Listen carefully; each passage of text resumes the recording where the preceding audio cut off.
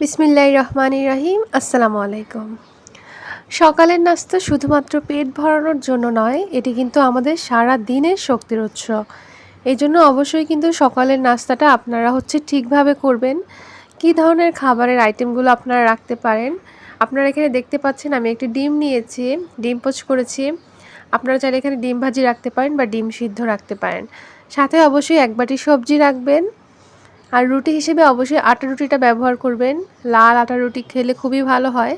যারা ডায়েট করতে চান একটি রুটি খেতে পারেন।